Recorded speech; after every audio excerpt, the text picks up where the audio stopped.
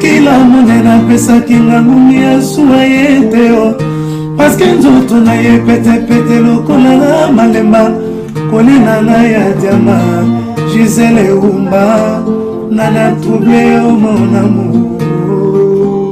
Bonjour Bandeko Balandi, bonjour Nabino surtout, bonjour Michael Archangelis. Voilà, aujourd'hui je suis à l'heure, donc voilà, je vais pas commencer à 23h comme tu m'as dit tout à l'heure, comme tu m'as dit l'autre fois. Lélo, Toza à l'heure, Camélia, bonjour Nabino, bonjour Maître Jackson, et bon mon titre et tout le monde dans mon... Ah, t'es le premier, ouais, c'est bien, hein? Là je suis contente, vraiment, merci Michael Archangelis, merci Nayo. Pharaon qui pas vite à bonjour, tout côté ou non.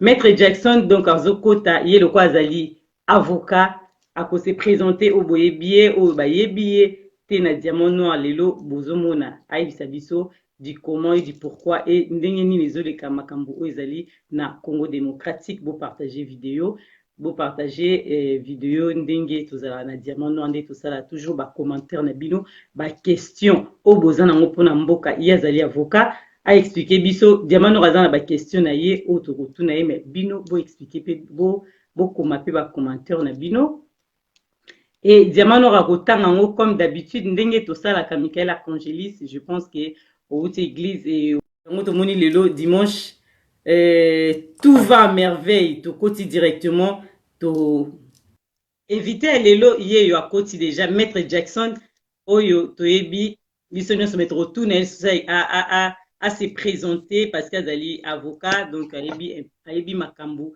il y a loi et lobby nini lelo to yambie na diamant noir po aloba vraiment ndenge makambo zoli kana mboka to tuna ba question au bino nyonso botuna ki diamant noir ye mutaza mieux placé pour na koyebisa biso. Bonjour Maître Jackson Kalonji.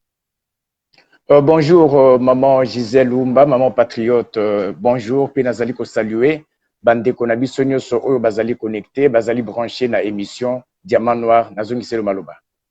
Merci. Lelo to yambi yo na banza sujet na biso ya lelo omona ki yango te na ngena na surprendre yo donc na ye biso avant.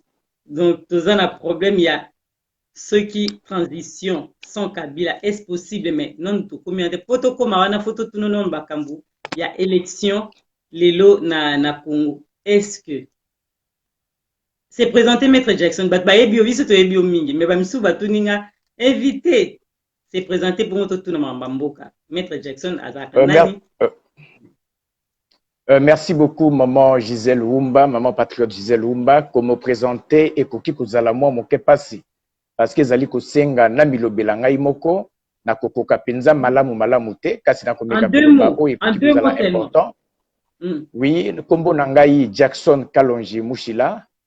Voilà, Kalonji Mushila nazali membre porte-parole et Front des actions révolutionnaires et patriotiques au Congo. Au Ezali mouvement politico-insurrectionnel, Ezali Kokambamana au commandant irréductible patriote Lambert Goyi. Au Nakoki Koloba vraiment, au Ekoki ko intéressé, Bandeko Bazali Kolanda Yangoana, Nazongi Simalobe Panayo. Merci, Toko Timbamona. Nabanza Batunos va comprendre qui est Maître Jackson Ngoyi. Tolobi, élection maître. Est-ce que élection on a nos potos banda et kozala te to sikali na 2 mois tozo banga biso a peuple congolais malobi pana. Merci beaucoup maman patriote Gisèle Oumba nazali ko senga na bandeko o bazali kolanda biso en direct na Diamant Noir TV o pe bazali connecté na Congo Net Radio o lien nango ezali www.congonetradio.com o bazali kolanda balanda biso na bokebi makasi. Otuni likambo soki élection ekozala to ekozala te na banzi motuna esengelaki etunama lolenge mosusu. Est-ce que élection wana ezali kotosa mibeko ya mboka to ezali kotosa te? Motuna na mituni ya liboso ya mibale Congo ezali kobela nini? Congo ezali kobela crise politique to Congo ezali na bokono mosusu parce que tango tokendaka epa ya munganga oyebisi munganga kinazali na bokono. Monganga koki kopesa yo dipirone soka sentir kozali na fièvre pour ameka ko calmer moi fièvre moke wana basala yo ba examen ba identifier bokono nini ezali kotungisa yo yambo babanda kopesa yo kisi ya komela. Na banzi ke Congo ezali na problème politique te, Congo ezali na problème ya élection te, Congo ezali na un autre problème un problème lié à la situation où tous allez connaître les lots, où tous allez que notre pays est sous occupation étrangère. Na kokota na ba définition classique té. Pour na komeka ko définir occupation yambo cannabis, na ko référer ba congolais nyoso kaka na entrée à AFDL. Oyo Laurent Désiré Kabila anomaki l'actuel oya uti kolongwa. Oya zalaki ministre rwandais, il y a défense James Kabarebe comme chef d'état-major général, il y a nos forces armées. Donc on nous souvenir bisotou Laurent Désiré Kabila moto ayaka na batowana tango Nkondo Etienne Tshisekedi na date ya le 23 mai 1997 asengaki na ba gouvernement to ba pays voisins oyo eedaki biso tolongola maréchal Mobutu ba présenter biso ba facture na tina to futa bango de gouvernement à gouvernement bakenda. Laurent Désiré Kabila lobaki que non ezalaki bana ya mboka nde basikolaki République démocratisée du Congo pe balongolaki maréchal. Mais le 25 juillet 1998, le même Laurent Désiré Kabila aye kozonga pona koloba que abengani ba Rwandais. Tout le monde se souviendra tango azali ko annoncer yango Bizi Makara aye ko ebisaye ozali ko bengana ba Rwandais tozali ko tikala na insécurité. Alobite na bengani ba Congolais te kasi ba Rwandais. Et puis aye ko seka lobi ke Bizi Makombo na yezalaka Bizimana Karahamweto. C'était un Rwandais tozalaki infiltré, tozalaki envahi. Siko motuna esengeli to mituna. Ba oyo bakotaki, bango nyoso bazongaki point d'interrogation. Parce que to monaki azongisi bango que bakende Kigali mingi bakitaki na Kitona. Bakiti plutôt na Goma. À partir ya Goma bazui avion. Bakeko kitana Kitona, babandi bitumba contre Kisasa. Congolais ko se rappeler que le 2 août tobomaka ebele na Tchango. O Laurent Désiré Kabila apesaka lotiliki na mai ya ofele na ndenge totiaki bango kao. Siko ba Rwandais o Laurent Désiré Kabila benganaki. Basuki na Goma, bakei Kitona, tobomi ndambu. Bango wana nde tokendaki na bango San City na dialogue intercongolais, mingi babwaki Sokoto, balati tenue civile, toya na bango na Kisasa, bazali tina moi ya lelo na kati ya ba institution na biso pe na kati ya armée. Congo ezali na problème politique te, oyo esengeli et se résoudre par des moyens politiques. Congo ezali na problème ya occupation étrangère. Na kozwa ndakisa mosusu. Bokozwa contingent ya MONUSCO. Oyo ezali na kati ya République démocratisée du Congo. Boko mituna lelo est-ce que ezo entré na mission na yango to ezali wana chargé pona mosala mosusu. Bazali ko boma ba Congolais na Beni. Bazali ko boma ba Congolais bisika na bisika esika MONUSCO azali na matériel nyonso de guerre. Ariel Gisakate. Mais tango général ya Mukumba qui est un maï azuma mpinga na ye abundisa pouvoir o ezali na kati MONUSCO abimisaka arsenal militaire na ye pour réprimer ba Congolais. Donc Congo ezali na problème ya occupation étrangère. Pour la deuxième question autour à propos ya élection. D'abord nani a co-organisé ba élection. Wana na c'est-à-dire sans préjudice ya makambo na utikoloba. Nani a co-organisé ba élection, ceux qui to s'inscrire na logique ya ba opposants congolais. Ba lobby que c'est le gouvernement il y a alias Joseph Kabila, gouvernement d'occupation. Est-ce que le gouvernement d'occupation wana ezali compétent pour organiser l'élection? Question mosusu yangwana. Ndeto kozonga na mibeko na bango. Charte ya occupation oyo babenga ka constitution. Ce qui te lobby par impossible te reconnaître na alias Joseph Kabila ba mandat oyo a exerçaka. Article 70 alinéa 1er. Et lobby que mandat ezali de 5 ans, une fois renouvelable. Oui. Alias Joseph Kabila a sali 2 mandats selon logique yaba opposant congolais. Si koyo na moment oyo, azali ko se retrouver na situation ya non mandat, ce qui to s'inscrire na logique ya reconnaissance ya légitimité na ye oyo ba opposant congolais bazali ko pesa ye. Azali na situation ya non mandat, ba interpréter article 70 alinéa 2 ya charte ya occupation oyo ba benga ka constitution. Et lobby qu'à la fin de son mandat, le président en exercice reste en fonction jusqu'à l'installation du nouveau président élu. Wanande oye lobby, place pouvoir ya occupation et vandi, place pem batomingi ba vandi pour ba justifier présence parasitaire ya alias Joseph Kabila à la tête de notre pays. Maman Gisèle Lumbo permettre na préciser wana comme au lobby lelo to panzampoke to lo papa na ya Congo Tokoloba boye qu'un texte de loi ne peut jamais être interprété d'une manière isolée. Pona ko bimisa mozindo, pona ko panza texte de loi, ba confronta kayango na texte mosusu o ezali ko traiter de la même matière. Article 70 alinéa 2 et sengeli ezala traité na article 73. 70 alinéa 2 et lobby que à la fin de son mandat, le président en exercice reste en fonction jusqu'à l'installation du nouveau président élu. Article 73 et lobby, le scrutin pour l'élection du nouveau président de la République doit être convoqué 90 jours au moins avant l'expiration du mandat du président en exercice. C'est pour dire quoi? Le président a commis fin mandat à Kokaki Kotikala en fonction jusqu'à l'installation du nouveau président élu, que si préalablement il y avait eu organisation du scrutin 90 jours avant la fin de son mandat. Voilà pourquoi Tozali Kolobake, alias Joseph Kabila, azali na situation ya non-mandat, oyo azali kokweya na définition ya article 64 alinéa 1er, oyo ezali kopesa na mwana ya Kongo nyoso ndingisa abenga na ye lokola moto na bosoto. Élection wana ezali inconstitutionnel pe ezali illégal. Tolobi ke ezali inconstitutionnel pourquoi natangi article 73 ya charte ya occupation. Et lobi ke maponami esengeli ebenga ba 90 jours avant fin ya mandat ya mokonzi oyo azali nebonga. Ba opposant balobi ke mandat ya alias Joseph Kabila esilaki le 19 décembre 2016. Maponami esengelaki esalama na septembre 2016. Wana loi mutelobi.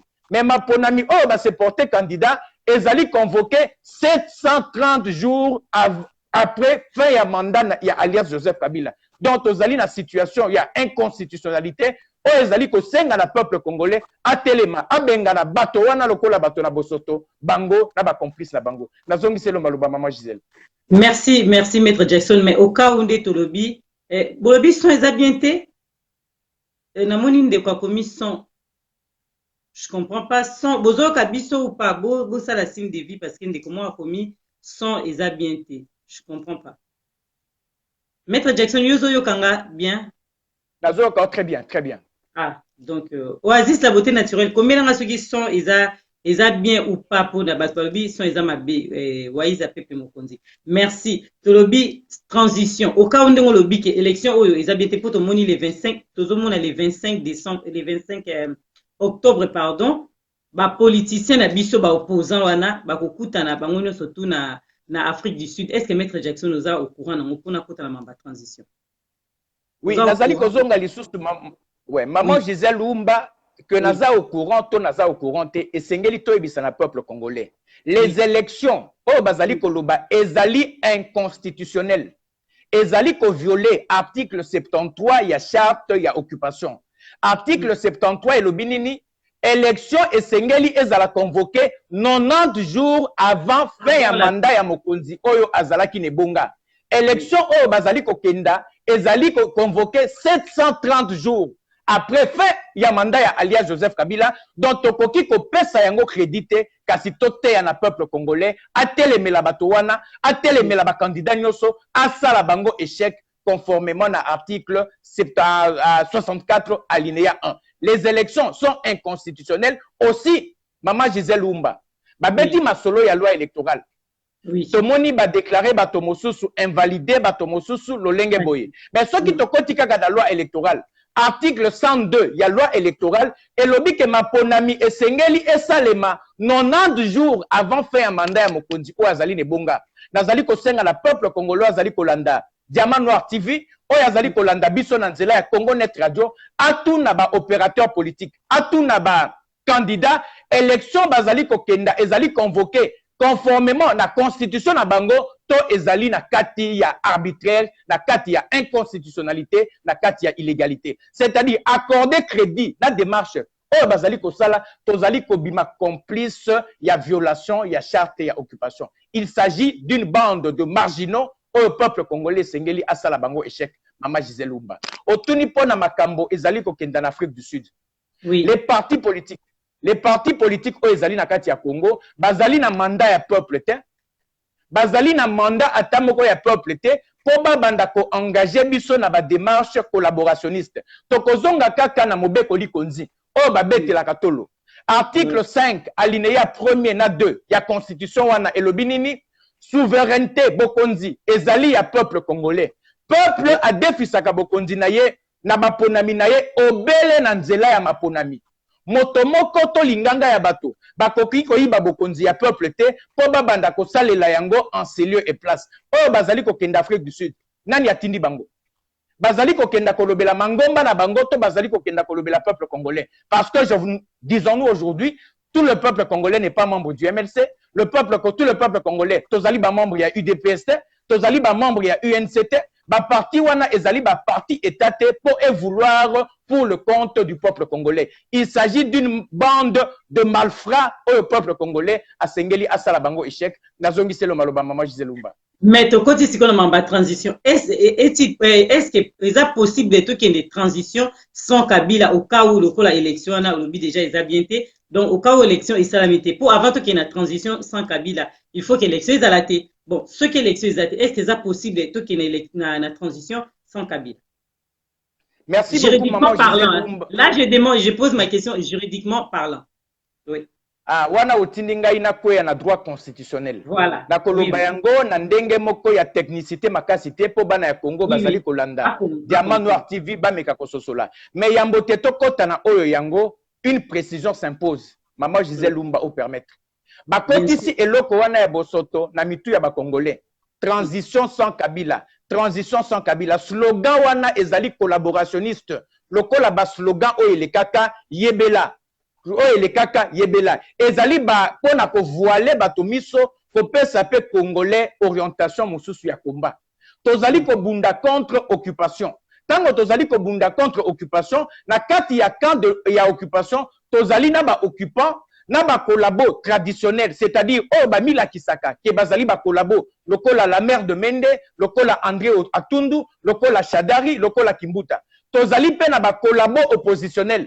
Bato bakendaka centre interdiocésain na ba candidat à une élection inconstitutionnelle. Bitumba oh tozali ko bunda ezali pona ko sala table rase, c'est-à-dire ko balayer quand ya occupation mobimba. C'est-à-dire pouvoir ya occupation élargi la classe politique.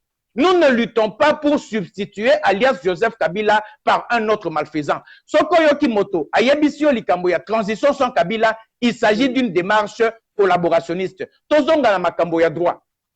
Dans quel cas tokoki kokweya na transition? Yambote tokota na droit constitutionnel, tokende na empire ya charte ya occupation oyo. Tokomeka kobenga yango transition. Soki tofungoli charte wana, tokomona balobeli transition mibale. Transition ya liboso ezali à la fin de son mandat. Le président en exercice reste en fonction jusqu'à l'installation du nouveau président élu. À côté qu'elle en fonction pendant combien de temps? 10 jours. Wana article 74 ya charte ya occupation na alinéa 1er et lobi yango que ceux qui va déclarer ba résultat définitif ya élection présidentielle par cour constitutionnel président Oyazu Bokondisika a entrer en fonction na 10 jours oyo elandi proclamation ya résultat. Transition ya liboso oyo ezali reconnu na kati ya charte wana yango wana. Ya mibale ezali quand? En cas de vacances. En cas de vacances, président ya Sénat akokitana na mokonzi oyo azali na ebonga. Vacances elingi koloba nini? Vacances ezalaka constaté kaka na moto oyo azali na mandat officiel, mandat légal na mandat légitime. C'est-à-dire pendant exercice ya mandat na ye, kamoko d'empêchement ekweyi, lokola bokono, lokola liwa, lokola accident, lokola makambo ebele salami, wana nde akokitana na président ya Sénat. Or, bato bazali koloba transition sans Kabila. Tuna bango ba reconnaissaka que charte oyo nde constitution ya mboka. Il n'est prévu nulle part démarche oyo bazali kokosa na peuple congolais. Tozongi na droit constitutionnel. Quand est-ce que transition ekoki kosalama na kati ya République démocratisée du Congo na tango oyo charte ya occupation wana ezali kaka na deux hypothèses. Oyo ya liboso ezali coup d'état, oyo tobengaka violence insurrectionnelle. Bato basali alias Joseph Kabila coup d'état, ba neutraliser ba institution, ba balayer pe ordre institutionnel et constitutionnel existant. Batie décret loi ya sika to ordonnance loi ya sika oyo eko légitimer pe et légaliser pouvoir na bango. Wana directement to kwei na transition bako préparer transition yango ti mokolo bako salisa mapona miso ki bako linga. Deuxième cas ezali wapi? Ezali cas oyo na kati ya Front des Actions Révolutionnaires et Patriotiques au Congo oyo ezali ko kambama na haut commandant pe irréductible patriote Lombengoyi ezali na CCDP oyo ezali ko kambama na Odombo ezali CNRC na Renaissance oyo badadi Zorobilel oyo tozali kobenga peuple congolais oyo azali détenteur ya pouvoir à s'assumer. Insurrection populaire babengaka yango démocratie de la rue. Pouvoir eza ya peuple. Peuple abimi na balabala abengani banyangala kata oyo babotoli ye bokonzi pe bayizami nanko. Tango ye abotoli yango ba insurgé tozi bokonzi. Tango tozali kozwa bokonzi tozali koboma constitution oyo. Tobomi makambo nyonso ezalaka totie mobeko likonzi ya transition oyo ekomeka ko légitimer pouvoir na biso. La transition n'est possible au Congo que na deux cas. Cas ya coup d'état na cas ya insurrection populaire. Moto nyonso oyo azali kobeta lisolo ya transition sans Kabila azali ennemi ya patrie, azali pour œuvrer pour la bateau oyo bazali ko soumettre peuple congolais. Na banzi na répondre à moins que ozala na mutuna na apporter précision na boy ko kota mingi na technicité ya makambo wana parce que nyonso tozali initier na sens de loi te. Voilà, transition sans Kabila, c'est une démarche collaborationniste de distraction. Mais si quoi solution na biso ba peuple congolais ekozala nini po na ndenge makamyo so yo lobi tozaka na deux possibilités mais mutuni na organiser ngo parce que ndé eza boye peuple congolais a un peu perdu yo mo ozomona tout le monde to ebité to landa nani to tika nani mais solution na biso eza nini après bandeko bo banda retourner ba question pardon maître ceux qui ngana sisi maître sisi ko répondre na question oyo to komi na temps oyo bino ba question bwana ngo bokoma na rotanga oyo komi ya malamu to retourner maître pour à répondre yazavuka malobe pas non maître.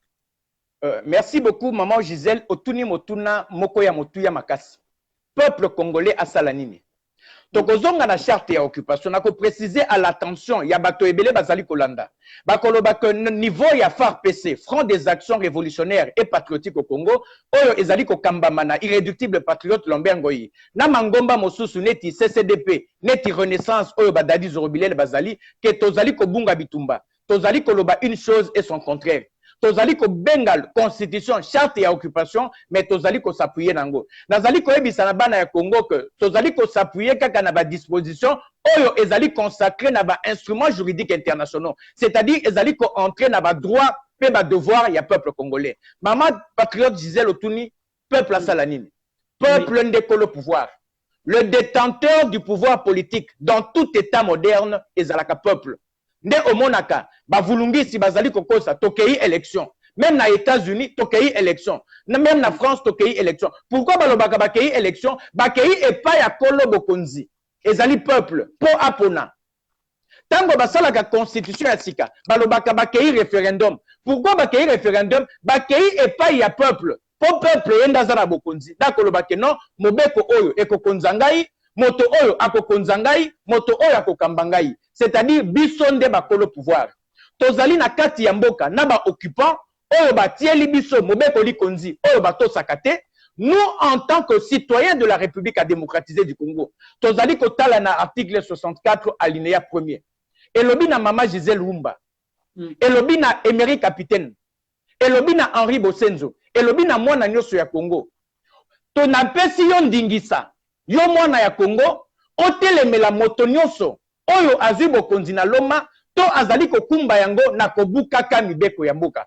wana ezali mobeko likonzi wana epesi mama Gisèle ndingisa epesi Henri Bosenzo ndingisa epesi irréductible patriote Lambert Ngoyi ndingisa to telemela bato bazwi bokonzi na loma to bakokumbaka yango na kobukaka mibeko tokokenda mosika te banani bazwi lisusu bokonzi na loma alias Joseph Kabila azwa yango bandakala bato oyo bakendaki ne centre interdiocésain babimi pe ba complice ya kozwa bokonzi na loma sans consulter le peuple congolais une trentaine d'individus malfrats malfaisants bakei kosangana po baloba ke eloko babimisi kuna ya bosoto ekomi source ya légitimité bazali kopesa yo pouvoir otelemela bato ya bongo osala bango échec sikoyo tokosala bango échec ndenge nini mobeko likonzi wana na article 64 alinéa 1er elobi na peuple totelemela bango mais na ngambu bato wana bazali na bachar de combat bazali na minduki oyo esengeli ebatela mboka kasi bazali kobeta biso na nzoto comme bazali kobeta biso na nzoto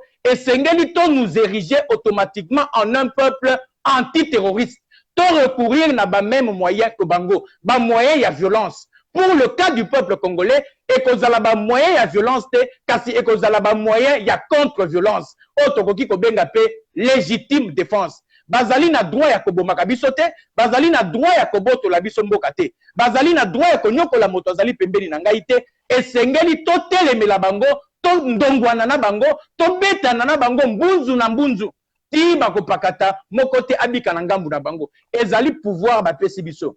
Okotuna peuple asala nini? Peuple asali eloko te po ba opposant bakosa ye. Ba opposant bapesi ye définition mabe ya article 64. Ba opposant ba memiye na nzela oyo ya mabe babungisi peuple congolais bitumba na ye. Peuple congolais azali na information te. Ndetina irréductible patriote Lombengo yu azali ko kamba fa PC atie na disposition ya peuple congolais Congo Net Radio na tina tolobaka komba azali ko landa biso na minute oyo na Congo na ba université bayoka nini ezali koleka po yambote même mampinga ekenda bitumba eloko ya liboso esengelaka bazala na information. Sans information moto akoyeba bitumba te babongisi peuple congolais bitumba. Ndetina na émission osalaka o na kumisaki na ebandela ozali ko pesa occasion toyebisa na peuple congolais que ba opposant bazali ko beta contre peuple congolais, bazali banguna ya peuple congolais autant que alias Joseph Kabila esengeli totelemela bango toyeba information. Élection ezali inconstitutionnel, dialogue ezalaki inconstitutionnel, bazali ba marginaux esengeli tosala bango échec. Nazongiselo maloba maman Gisèle Lumba. Merci Maître Jackson, to continue toujours na yo mais tolobi tango yo lobi batu oyo bataki bapesa bokonzi epai ya Kabila tango papa Kabila kufaki. Est-ce que batu wana moyen ya kolongola Kabila ezate to parce que ye mutazo pesa loi na minute yo makamu nyonso na Congo zo leka ka parier. Mais est-ce que batu wana o batiaki o biso to yebi kombote bango mo bazana makasi ya kolongola ete po peuple abima ba ye moko. Wana question na kozongela o na lobi lisusu tokozonga kaka na mobeko likonzi makambo ba opposant na ba membre ya société civile bayebisaka na peuple te na mobeko likonzi wana o ba memelaka peuple congolais fimbu balobi na article 5 ke bokonzi ezali ya peuple. Peuple a defisaka bokonzi na ye na nzela ya maponami alias Joseph Kabila nani ya ponaye ezali mondele oyo basalisi baboma Laurent Désiré Kabila bafandisa ye wana na Loma. C'est un marginal, un occupant, un putschiste, un bandit armé. Oyo bapesi ye mission avanda na ebonga na ekolo na biso a continuer kokumba yango buru yekendenga zali kokumba yango. Esengi na bato wana balongola te kasi biso nde peuple, biso nde bilombe, biso nde bakolo eyoma. Ekolo wana ezali ya biso, biso nde esengeli tobetana na bango mbunzu na mbunzu. Ndeli kambo tozali koloba ke Congolais nyoso esika azali esengeli à se comporter comme une bombe ambulante. C'est-à-dire aluka asala échec na bato wana na lolenge oyo ye amoni que akoki kokoma. Donc il n'appartient pas au groupe d'individus malfrats valet des occidentaux balongola alias Joseph Kabila ezali musala biso peuple congolais mama Gisèle Lumba ndengo zali boye na bandeko o bazali Claude Mutima nazali komona biso nde sengeli tolongola alias Joseph Kabila. Donc peuple congolais Media Medina balobi biso nyonso tu donc na yo na kati Clémer Claude Lobino nyonso tu Michael Archangelis to bunda pona mboka na biso. Mais lelo Maître Jackson tozomona ba peuple congolais po ngana lekisa ki politicien moko ba politicien ba leka na Diamant Noir TV moko na bango oyo aza parmi ba oyo yo lobi siko ke baza contre peuple congolais mais ye alobi boye pona rotanga kombo na tanga kombo te. J'espère que yo moko zalaki ya lobi ke il fallaki ba leka na élection pour ceux qui ba leki na élection yango ko salake bango bazwa moyen ya kozwa pouvoir pona obongisa Congo oyo eza ya kokufa siko oyo nanga tozomona ke éducation ezate eloko mona Congo ezo marché te mais ya lobi eza malamu ke koke na élection pona ko kolongola passion neso eza na mboka mais yo lobi ke élection eza mabe malobi pa na Maître Jackson to moni obungi zonga boy merci beaucoup. Na lobité que élection ezali mabe. Élection ezali pardon bolimbisi na lobité que l'élection mabe malobande ki pona ezali inconstitutionnel, élection ezali illégal et puis na Congo tozali na problème politique te. Tozali na problème ya occupation étrangère. Bapaya bafandeli biso na mboka. Bapaya bazali konyoko la peuple congolais bazali koboma bana na biso na arme de guerre. Congo ekomi silikoti, Congo ekomi mboka ya bapaya, Congolais aza sunatina te. Ya lobi ke sengeli bakende mapona minde solution. Mais moto wana esengeli ebisa na peuple congolais, loi nini ezali ko pesa bango ndingisa bakende élection. pouvoir nini ezali organiser l'élection parce que même ceux qui te reconnaître les 2 mandats exercés par alias Joseph Kabila par impossible de te reconnaître yango aza la situation ya non mandat son pouvoir n'est assis sur aucune base légale aucune base constitutionnelle conséquence ezali nini bengana ye lokola moto na bosoto soko omoni moto ya bongo azali kobima azali koloba soit ayebi te soit azali moko ya banguna ya peuple congolais malamu côté ya peuple congolais que nous n'avons pas un problème politique. Même si nous avions un problème politique, élection wana ezali inconstitutionnelle. Ezali kobuka mibeko ya mboka, mboka bakumba kayango d'irrégularité en irrégularité te. Tina ya constitution wana ezali nini? Tango bazali ko kangela peuple congolais, bazali ko beta ye fimbu au nom ya constitution wana. Bazali ko kangaye, bazali ko nyonga ye au nom ya constitution. Mais bato bazali ko nyonga peuple congolais au nom ya constitution, bazali ko tosa yango te. Quand nous resterait-il encore d'un peuple? Ce qui constitution ba imposer biso bazali kotosa yango te nako zonda kisa communauté internationale opposition politique elobi nini elobi alias Joseph Kabila doit respecter la constitution ezanze bona bangoti à se présenter lisusu te na élection sous cette occupation étrangère tango bazali koloba que alias Joseph Kabila esengeli ato sa constitution elakisi nini c'est que atosaka yango abuka yango te na kotia libaya mokolo abimisi dauphin namoni ba opposant ba mama F Bazaiba ba Chilombo ba Kamere basangani bakumisi alias Joseph Kabila ndenge atosi constitution bazali kokosa peuple congolais constitution ya mboka ekoki kosuka na nombre de mandats te ekoki kosuka na article 70 alinéa 1er te na 220 il y a les droits des Congolais dans cette constitution ba opposant wana balobaka nini à propos ya ba droit ya ba Congolais na kozonda kisa o nazongela kamingi article 16 et lobby la vie humaine est sacrée. L'État a le devoir de protéger la vie humaine. Mobeko ya makasi na kati ya mobeko likonzi yango yango wana. C'est-à-dire vie ya Congolais ezali na motuya. L'État esengeli abatela bomo ya Congolais. Nani azali ko beta ba Congolais masasi ya guerre? Pouvoir d'occupation. Nani azali ko kanga ba Congolais ko torturer bango ko pesa bango bilei na bambwa? Pouvoir d'occupation. Yo si au monata opposant to mondele alobi que alias Joseph Kabila buki article 16 vie à Congolais ali sacré. Aboyi kotosa yango te bazali kokosa ye te constitution esuki na article 70 ezali kolobela makambo ya ça deux mandats to article 220 o eboyi ba modifier ba disposition mususu voulu intangible. Constitution ezali koloba nini bana na biso bazali na droit ya kotanga oyekola. L'État esengeli atangisa bana na biso kelasi ya malonga kelasi ya bana eza lolenge kani yo si omona moi politique moko atelemi aloba que l'État azali kobuka droit à l'éducation ya bana na biso tomoni prestation ya bana o bautaki kosala examen d'état sage moko chinois ayebisa mpero na ye pona koboma mboka babandaka na koboma eteyelo soko bomi eteyelo okoboma mboka wana tala lelo ndenge tozali ba abruti tala lelo ndenge tozali bato te na tina ya bato ponini kelasi pe kufi constitution wana elobi nini Congolais azali na droit ya l'eau potable esengeli ebale ya malamu ebima na pompe mais nyei ezali kobima na pompe ya Congolais yo so mona communauté internationale to ba opposant balobi kazali kobuka droit ya Congolais kozala na eau potable constitution elobi ke Congolais azali na droit à l'électricité l'eau tiliki ezali droit ya ba Congolais yo so moni opposant to communauté internationale tango molile ezali na Kisasa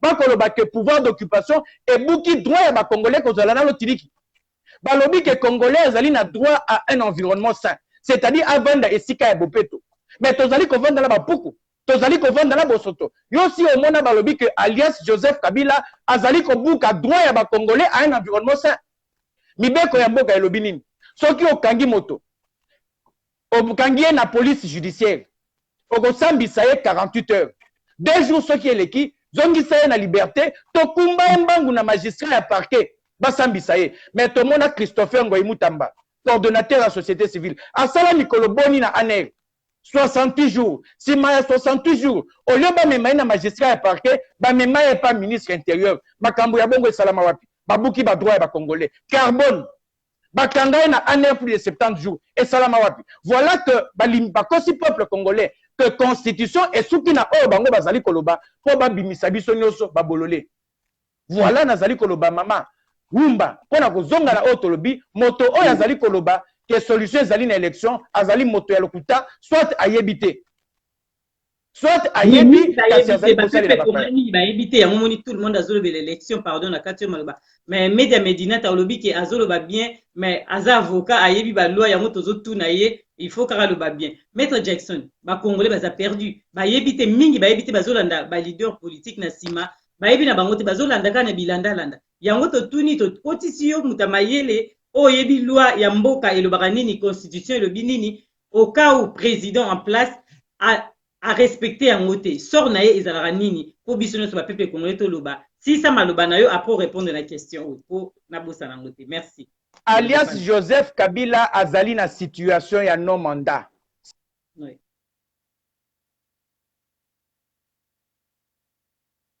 Allô? Maître obungi biso tozomona susu te. Non, excusez-moi, appel moko mutu ezalaki kokota nazali kosenga na leki oyo ya Esha. Oyo azali kobenga soka kanisi ezali direct na ngai akenda na page ya mama Gisèle Wumba. Soka azali na besoin ya kotuna motuna oyo atunaki ngai aleka na page ya mama Gisèle Wumba atuna motuna na ye kobenga ngai te ezali na page na ngai te nazali na page ya mama Gisèle Wumba oyo ya Diamant Noir TV. Ouais, nazongi pona koloba que alias Joseph Kabila c'est un marginal. Pouvoir ya alias Joseph Kabila ezali assis sur aucune base légale. Soko moni moyi politique moko boye. Abengi est président de la République, azali ennemi à patrie. Alias Joseph Kabila, même dans la logique, il y a un opposant, on va reconnaître un mandat issu de la contre-vérité des urnes. Lui qui est un occupant est dans la situation de non-mandat. Un monsieur qui tombe dans la définition de l'article 64 alinéa 1, Oyesengelito Bengana, par la violence insurrectionnelle et la violence na kati ya maboko ya peuple ezali justice. Donc, tolobate que alias Joseph Kabila a un pouvoir légal. Bisonde bakolo pouvoir.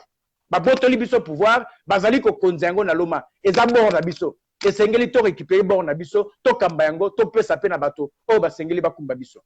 Pona koloba na ba opposant politique.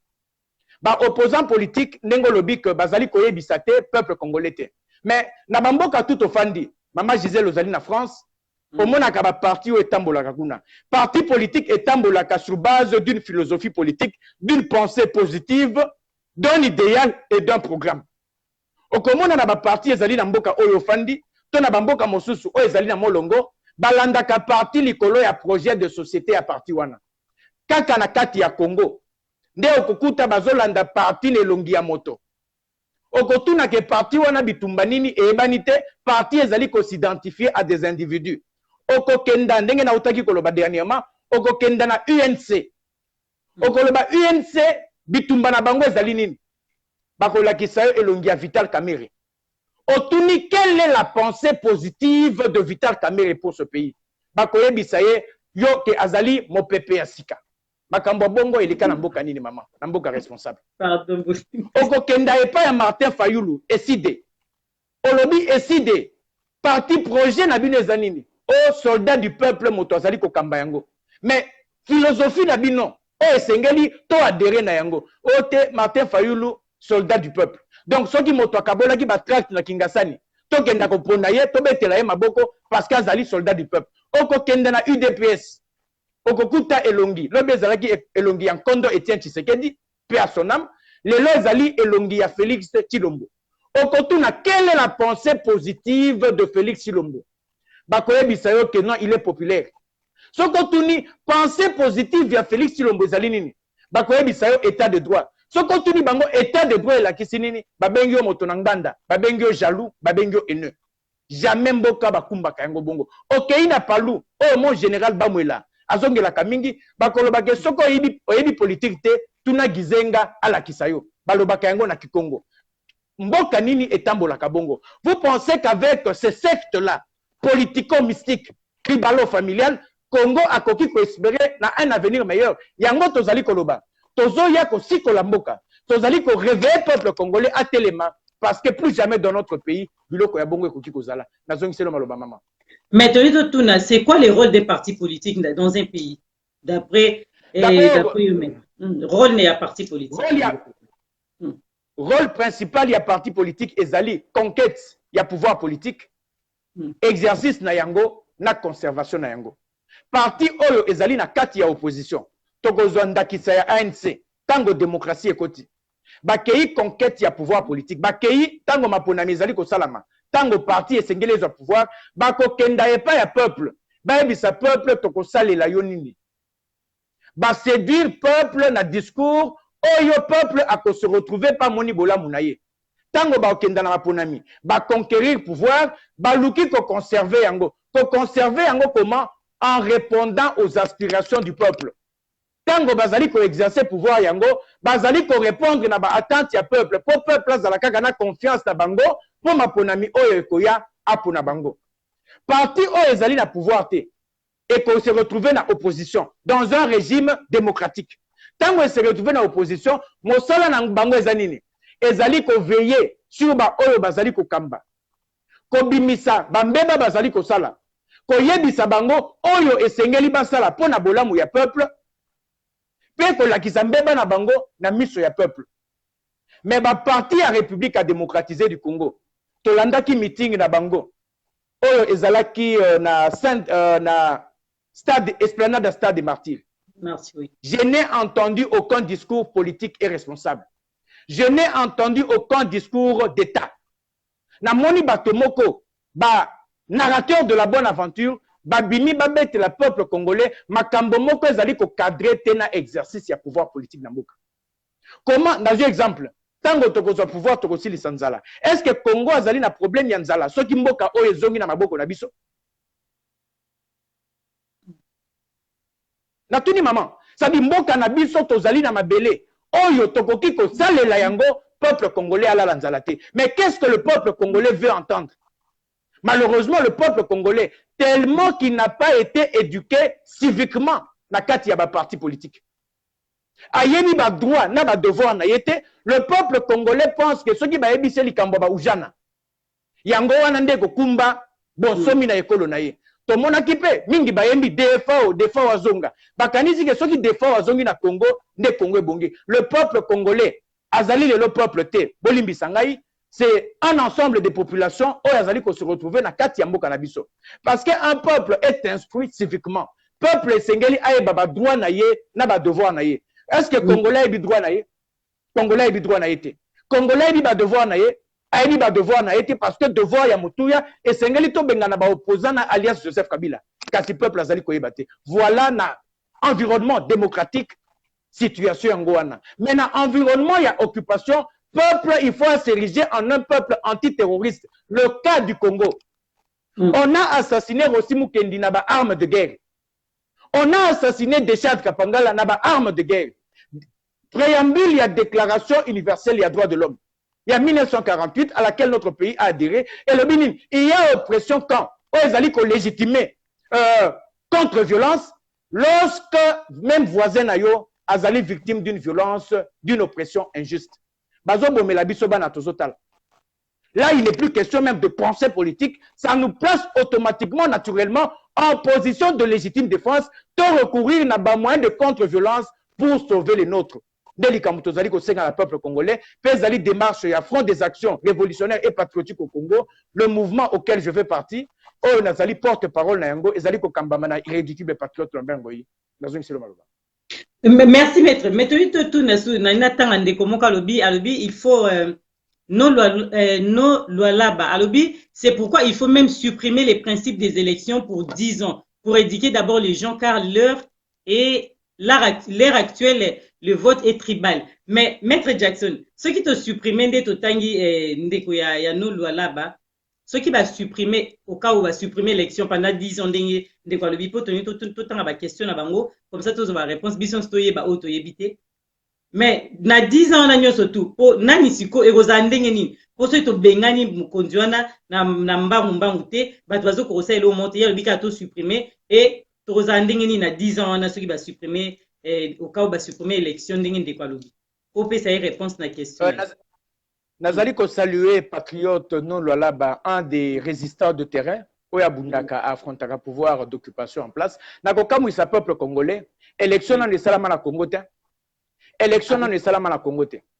Ah bon? Oui maman Gisèle Lumba aussi aucun États-Unis bazali ko kende élection démocratique transparente apaisée. Non. aussi aucun en France balobi que non bazali ko kenda élection démocratique libre transparente et apaisée parce que élection yango moko ezali ko englober ba qualité nyoso wana na kati. Quand on dit élection on suppose de la liberté, on suppose de la transparence, bazali ko supposer ba attribut nyoso o ezalaka na kati ya élection. Quand vous entendez l'Occident qui n'a jamais organisé une élection, n'a pas qualificatif wana, bazali ko loba na bino élection transparente, démocratique, apaisée, on est en train de nous rouler. Et quand tu vois même un opposant qui se porte candidat à une élection présidentielle inconstitutionnelle, azali ko loba, nous exigeons que les élections soient transparentes. C'est un aventurier. Bakenda kande élection dans un régime démocratique. Okokenda élection. Na kati ya élection, quand on dit élection, c'est-à-dire voya peuple mouteko remporter, peuple a kolinga dans sa grande majorité. Na kati ya élection, liberté zali, transparence zali, et même quand on dit élection, zali démocratie. Donc au Congo, il n'y a jamais eu élection.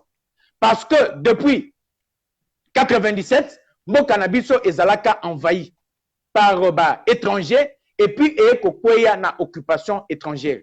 Na koloba pourquoi ekokwea na occupation étrangère, c'est-à-dire nyoso ezali ko salama bazali ko umba peuple congolais na banganga ya mayele oyo bazali na kati ya Congo. Po bayebi que démocratie ezalaka na deux modalités de fonctionnement, les partis politiques et les élections.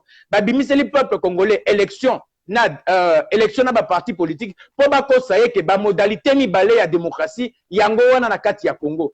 Nde bazali komona bazali ko umba nango peuple congolais. Kasi bazali ko yebisa yete les deux modalités que voilà, c'est-à-dire les élections et les partis politiques et koki kozala mais pour tondi masiko que élection ezali démocratie est fandaka na quatre critères. Ce qui quatre critères wana moko ezangi tokolobi la démocratie. Premier critère ezali la liberté. Oui. Est-ce qu'il y a déjà eu la liberté au Congo? Question congolaise.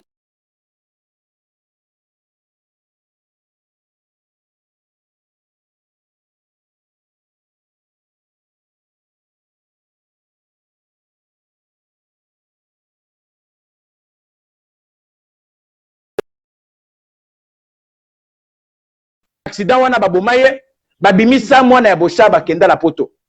Donc les citoyens congolais ne sont pas égaux devant la loi. Il y a des privilégiés et il y a des non privilégiés. Est-ce qu'il y a la majorité décisionnelle, c'est-à-dire majorité ce qui est lobby n'est koleka? Sous cette occupation, il a été établi que en 2006, dans les élections sous cette occupation, Bemba Alongaki, Jean-Pierre Bemba, majorité et se dégagaki pour naïe. Maintenant il va déclarer candidat élu. Alias Joseph Kabila. En 2011, Étienne Tshisekedi, Azalaka élu. Mais va déclarer nani élu sous cette occupation, alias Joseph Kabila. Majorité décisionnelle et tikala kosalema na Congo te. Universalité de suffrage pe lokola. Na kozonga na maréchal Mobutu na 1989. Tango asali consultation populaire. Alobi que majorité, plus de 90% ya bazaïrois, basengiye impère etikala. Minorité de sengiye majorité sengiye impère etikala. Minorité de sengi alongola impère à cause de la démocratie. Mobutu alobi ke ye ayokeli minorité. Discours wana ezali même na internet. Ayokeli minorité o esengi multipartisme. Démocratie a bongo eleka wapi. Donc au Congo, il n'y a jamais eu élection. Il s'agit d'une parodie des élections préfabriquées portant la marque et le sceau de la communauté internationale parce que le peuple congolais dans sa grande majorité n'est pas instruit et les partis politiques ils allaient jouer rôle ya mundele ya ko abrutir davantage peuple congolais. Au lieu de former peuple congolais na citoyenneté, la qui saye ba droit na ba devoir na ye en tant que citoyen de ce pays, ba former peuple congolais na tribalisme, na fanatisme. Kende lelo engagé débat na moto ya palou. On contredit Gizenga, akobeta yo akofinga yo. Engagé débat na moto ya UDPS. Oloba ke élection bozali ko kendeza inconstitutionnel. Akofinga yo, akofinga baboti na yo, akofinga na bana na yo, akokanela oliwa.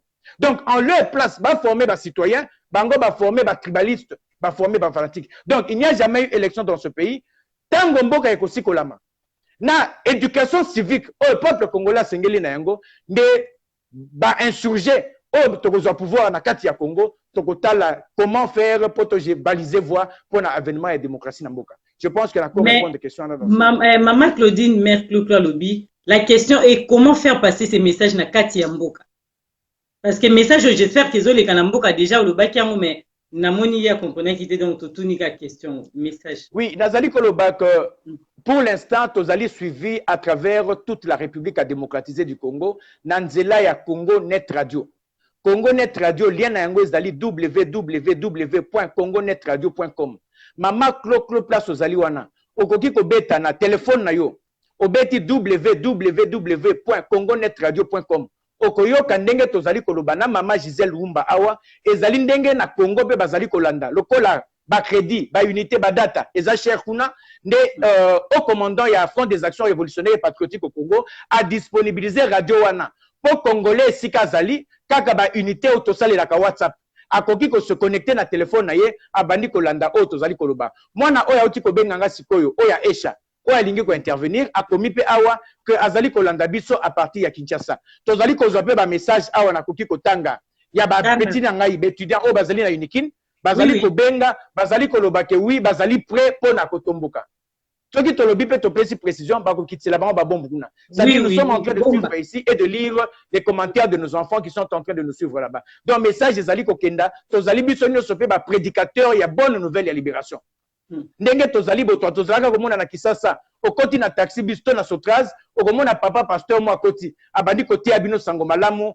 ya bokonza likolo okokenda na Wenze okokuta papa moko atelemi azali koteya donc biso nyonso en ce moment tozali ba prédicateur ya bonne nouvelle ya libération ya République démocratisée du Congo oyo ezali imminent et puis tozali koloba imminent c'est une précision qui s'impose pour informer na peuple congolais les patriotes ne nous battons pas pour topé sa pouvoir na ba ennemi à patrie au bazali na opposition to au bazali na collabo traditionnel ezali pour ba patriote congolais tous au pouvoir d'état to exercer yango to baliser voie pour un avènement véritable à un état de droit et de démocratie na Katiambo.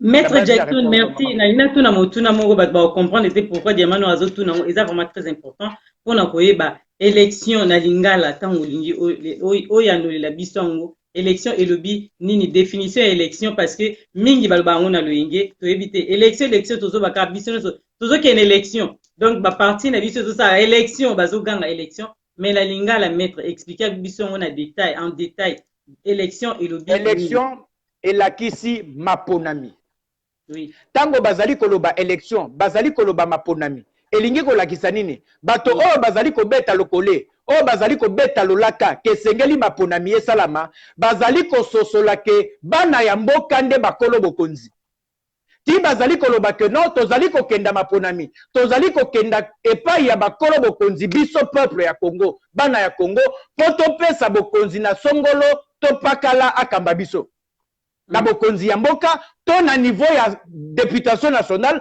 topesa bokonzi na bato oyo bakolobelaka biso po tozali bato ebele 80 millions biso nyonso tokoki kozala na palais du peuple te po tolobaka donc ezali maponami bazali koya kotuna biso bakolo bokonzi kasi na likambo oyo etali République démocratisée du Congo babotola biso bokonzi na biso ozali komona même bayi politique bazali kokenda Afrique du Sud bazali kokende kosolola na Didier oyo ya ministre affaires étrangères oyo ya Belgique bazali kokenda na États-Unis kasi bazali koya kotuna peuple congolais te donc bokonzi na biso babotola biso yango bakoma kosalela yango tango bazali kozonga epai na biso bazali koya koumba biso c'est-à-dire tozali kokenda na nzela moko oyo biso tokoki koloba iyo tolobi iyo kasi bakobimisa te soki tolobi te bakobimisa iyo yango tozali kobeta lolaka awa mpona kosenga na mwana ya Congo que maponami ekosalamaka me yambo te maponami esalama esengeli mwana ya Congo abotola bokonzi na ye oyo babotoli banani babotoli bokonzi ezali bapaya wapi omona Congo démocratique mboka na biso totelema toloba ke non maponami esengeli esalama na France wapi omona même bato oyo bazali kokweyisela biso ndema na kati ya Congo basi batombola ta mongongo baloba na Chine bosalisa maponami pona nini bayebi ke peuple chinois azali peuple fort congolais sengeli ayeba ba droit na ye ayeba ba devoir na ye ayeba ke bokonzi na kati ya Congo ezali ya peuple ezali ya bayi parti politique te parce que peuple congolais azali membre ya ba parti politique te kasi ezali bokonzi na biso babotoli tina tozali na front tozali kobunda yango wana po tozwa bokonzi na biso oyo babotoli topesa yango na bato oyo tokopona me yambo topesa na oyo bato tokopona biso tozoya kobotola yango parce que ezali eloko na biso na banzi yango wana nayebi te soki na yanoli ndenge esengeli mama Gisèle Oumba. Oyanoli, oui, oyanoli penza na banda balandi mutu baoyebisa biso soki maître Jackson azoyanola malamu to mabe po diamano azotuna kaka mituna oyo mingi tozomona ke bazo comprendre te mingi balobaki ke na tuna yango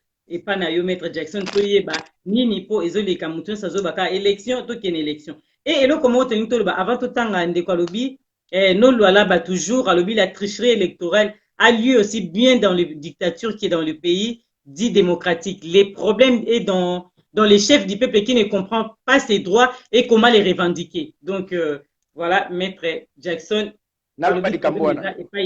Oui, Mokondi, pour une question. Maman, au quoi isinga mosika, tokozonga mosika, tolakisa na peuple congolais que rien ne va dans ce pays. Dans ce pays, oui. Sous ce régime d'occupation, tout ça là effort, to considéré comme démocratie. Mboka oye kufaki tango nini. Na kati ya occupation oyo. Tango basali élection maponami ya ba député nationaux na 2006. Oui. Tango baponi assemblée nationale batie yango. Benza Toubi azalaka désigné président ya bureau provisoire ya assemblée nationale. A validé ba mandat ya ba député pe a organisé élection ya bureau définitif au Kamere abimaki président ya bureau définitif. Oui. 3 mois après, Cour suprême de justice, oh, ezalaka ko exercer ba prérogative ya Cour constitutionnelle en attendant installation na yango, et ye koloba Benza Toubi, to invalidé yo ozalaka tricheur, o trichaka na élection. Ozali moto na bosoto, to botoli yo mandat na yo ya député. Conséquence ekokako salani, ekokako zalanini, ba acte nyoso oyo Benza Toubi apposa en tant que président ya bureau provisoire. A validé ma mandat à député, a organisé bureau, élection à bureau définitif, Assemblée nationale Wane Koufaki, na moment où le Cour constitutionnelle suprême est déclaré Kimbenza Toubi fraudeur. Mais tu continues à exercer et tambola tilelo, mboka ezali ko tambola, banda irrégularité ou ya fraude, parce que la fraude annule l'acte dès son origine, la fraude entame tout. Donc on sous-capé, bozo ba mosus o ele kaka. Alias Joseph Kabila a bien à reconnaître que non maponami zagi na fraude. Communauté internationale et reconnaître que maponami à 2011 zagi na fraude. Ce qui fraude des alliés reconnus, conséquences des alliés, fraude et annulation. C'est-à-dire, maman, tout est faux dans ce pays. Na base que tu as ça la émission mososo, on te démontrer na peuple congolais que tout est faux. Rien n'est vrai dans ce pays, tout est faux. Et ça opposant, ça faux. Société civile, ils fausse. Base institution ya mboka ezali faux, mibeko pe ezali kokamba ezali faux. C'est-à-dire mboka oyo ezali kosengela tabula rasa ndenge tozali koloba niveau ya front des actions révolutionnaires et patriotiques au Congo, tozali koya kosala table rase. C'est-à-dire moto akotika la survivant na ba ennemi ya peuple congolais azalité nazongi selo maloba mama. Merci maître Jackson pendant ndenge ondimi invitation na biso mais toyebi ke tozozo mwa tango to kata na biso mais tozo na mwa tango muke zala pena na mwa temps. Pour ma question c'est belé mais na tuna kama mukenda mboto ko tuna auto ko kite to tiki pona tanga nazotanga question ndeko Dodé Mwanda Vinda to tanga question no mais to tanga lo bananu rôle ya président batu bo comprendre pourquoi tozotuna ba question to lingi ba peuple congolais ba yoka nyonso o bazolanda biso na mokili mobimba na kati ya Maroc wa carte illimitée papi les rois. Maître Jackson rôle ya président de la République po na tunu question pourquoi parce que na cette émission na politicien moko ndeko moko alobi ke diamant noir ozala na respect ya mukonzi moko ya parti politique parce que aza mutu munene azokamba batu donc il faut kopesa ye respect okoko benga ye bongo na kombo na eti yango nga na tuni to tuni maître Jackson rôle ya président parce que on est président ya parti mais nga na tuni président de la République na mboka musala na ezaka nini ye mutaza mokonzi na biso to biso ba peuple po lobi on ata 10 000 fois mais nga na tuni siko na mutunu na tuni eza malamu répondre nga ye mutaza mokonzi to biso nde toza bakonzi maloba pa na yo rôle ya merci beaucoup maman Gisèle Oumba na koyanola yo lolenge boye constitution ya mboka o babengaka mobeko moko likonzi yango nde e organisaka exercice pe fonctionnement ya pouvoir politique na kati ya mboka selon ba régime oyo yango est consacré. C'est-à-dire okoluka na mobeko likonzi koyeba tozali na régime nini bokonzi yango ezali organisé comment. C'est-à-dire tokoki koloba kaka en l'air boyete. c'est-à-dire en prenant en considération la fonction du président de la République, pour tout le non, pouvoir naie to ba prérogative naie yangoyo. Il faut tenir compte na régime tozali na kati et puis ba pouvoir nini mobeko likonzi ezali ko pesa na président de la République wana. Donc eza motuna tokoki ko yanula boyete, c'est-à-dire ba prérogative o ya président des États-Unis ezali défini par constitution na bango, ezali lolenge moko te na ba domaine ebele na président ya France comme na kaya ba Afrique tokotanga te. Là, il n'y a pas de loi, c'est une anarchie totale. Dans une bamboka, il y a haute démocratie. C'est-à-dire, Ezali Mobeko li konzinde définit sa cap. Pouvoir, Oyo Ezali, a président de la République, na rôle na katia nation. Yango mona kabalo baka que non, Ezali ko organiser exercice, peu fonctionnement, il y a pouvoir politique. La base na Corée, il y a no la motuna no le lingana. Merci. Dode mwanda tout en la question na yo alobi Shadari. Oyo azali dauphin ya Kabila akendaki na kamba kosenga bakimbangisa bapesa ye bokonzi. Bon, biso to tuneli question to tangi bon menga na tuneli ngo question. Eloko nini oyo dauphin akiko sa na église wana te bikeza mutuna pona yote me yo za mutu etanki za mwana ya mboka na analyse na yo salaka. Eloko nini penda oyo ya malamu yaki osa na kati église kwazwa pona kokamba mboka. Merci malobi pa na yo maître Jackson. Je demanderai à notre peuple au Bazali Kolanda Biso Nanzela Congo Net Radio pe au Bakolanda Biso Nanzela ya Diamant Noir TV bamona yango mabete to komi na tango ya peuple congolais azwa traitement de choc, c'est-à-dire koyeba koyebisa ba vérité belé pona kati ya vérité yango peuple akoki kolamuka ezali neti moto oyo arrêt cardiaque ezali ko sala neti ye ndenge bayaka ko réanimer na mwa ba choc na sala médecine te pona lo bayango. Shadari a dit que le peuple congolais est abruti dans sa grande majorité. Ba opposant au pouvoir d'occupation na mundele ba dit que le peuple congolais dans sa grande majorité azali abruti par nani, par ba parti politique, par musique, par religion, na par voilà, na ba théâtre o elekaka. Le peuple congolais vit désormais à l'envers. Ba yebi situation na kezali bongo. Er accueilli afukami devant assassin oyo ya église kimbangiste. Bato oyo bandimaka bandi wana bakomona ki abongoli motema afukami liboso ya nkumu na bango bakokenda kobetela ye maboko bamoni leader. Or Shadari n'a même pas besoin de leur voix. Na maponami inconstitutionnel bazali kokenda. Wana esengeli tolo ba mama Gisèle Oumba, les médias, la musique, l'église et la politique ont abruti le peuple congolais. Oti komona makambo na sala ki pe mikolo oyo pe masiki yango. Mwana oyo brifi o azali ko sala théâtre. Abimisi likambo ya losako na isongolo ozali komona ndenge kongola azali ko sepela nango ezali ko kabola makoleka nguba mais émission tozali ko sala na yo lelo to o sala kina patriote o dombolobi senga moto akabola yango bako kabola te bakomona kozali ko loba makambo ya bosoto ça dit to komi na moment oyo ya traitement de choc cerveau ya congolais esengeli ebanda kolia bilei mosusu cerveau ya congolais et vivre mingi na ba théâtre ya ba esobe.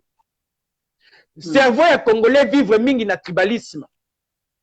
Cerveau ya congolais ba BBC yango na l'église de réveil. Nzambe alobi tu gagneras ton pain à la sueur de ton front. Pasteur alobi viens s'aimer, tu auras la prospérité par le miracle. Donc ba dérégler cerveau ya congolais. Et comme in a moment oyo, même niveau ya front des actions révolutionnaires et patriotiques au Congo, tozali koloba nini congolais sengeli to banda ko leisa cerveau ya Congo congolais bilei mosusu. Pour ce qui cerveau ya congolais ezalaki kolia bilei oyo ya solo, c'est-à-dire civisme, ba valeur, ba vertu, moto akoki ko sakana na peuple congolais lo lenge bazali ko sakana na ye akokaki ko zalate. Voilà ce que je peux dire à propos maman. Merci. Tokomi na biso penda ko chité to koma na suka na ebité to sali combien de minutes bato ba ota la biso se ba ebité ba Maître Jackson to c'est 1 heure déjà parce que Nathalie montre et passe naza. Oui, to sali 1h30 je crois. Wow. On voit un peu l'heure ici. Bah 1h30 hein. On a commencé à 22h10. Ah. 21h10, il est 23h. Hein. Ah d'accord. Bon, totika toza heure mon côté na Maître Jackson mais tolinga quand même tout bisaye pour la mamamboka. Pardon. Oui, biso toza awa tozali je sais même pas bandeko boy bisanga heure tozali pour tozali 49 minutes. Tozali 1h06. 1h06. Mutu buso a commis 49 minutes parce que ça a besoin de vendre Dakar papi fois bala tozali plus d'1 heure na Maître Jackson fois là bakomi déjà air musika totika yo Maître Jackson non pour na Congo selon demande ya bato bakotuna mituna, c'est-à-dire il est de fois voilà, bajour tolalaka te on est là, s'il y a des questions on va répondre parce que Nazali pe porte-parole, il y a Front des actions révolutionnaires et patriotiques au Congo, Nazali pe kolekisa message mituna oyo bazali kotuna tozali kopesa pe position oyo ezali niveau ya FARPC, donc on est là pour ça, on est les soldats de la patrie. D'accord, donc le col là, je me repèse. Ah, maire Claude 8 aux 14h27. Donc, tu sais, 1h30, c'est vrai. Mais, tu zongi na mituna, botu na mituna, poso mituna ezate, to tiki Maître Jackson a kende kopema. Nazo la mituna na bino, pona Maître Jackson a loba. Yanguna moni batwazo, ba okumisa okaroli batu na mituna, me bazo ndima maramne so lobi. Parce que lobi mamba malamu pona mboka. Bandeko mituna na bino, na tiki quelque temps, bakoma, sinon, totiki totanga ndeko na biso moko akomi awa Michael Archangelis non pardon maître oh téléphone azo compliqué ndeko akomi s'il vous plaît cherchez à recadrer certains quoi attends bambikesi komo ke mbangu bokoma malembe natanga malembe ndeko na biso Dan Gamala alobi s'il vous plaît, cherchez à recadrer certains des acteurs politiques du Congo qui des fois régionnaient les discours de la résistance, mais à la fin contredisent en disant que l'occupation est un faux débat, ceci est inacceptable.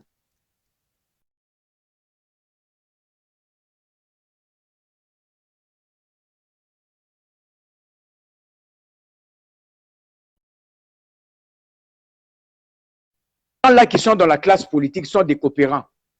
Baye cop na politique. Donc baye konginda la politique, baye koluka bomengo na bango na politique. Na kozwa ndakisa esika nini. Boti komo na Shadari na André Kabana Kingo. Bazali ko kabola mbongo pourquoi pona ko séduire bato. Pona ko séduire pourquoi? Parce que balia na sima ya peuple wana. C'est-à-dire nous avons affaire avec un conglomérat d'aventuriers. Ekila monena pesa kinga ngumia suayeteo. Parce que nzoto na ye pete pete lokola malemba. Kolina na ya diama. Gisele Umba. Nana troublé au mon amour.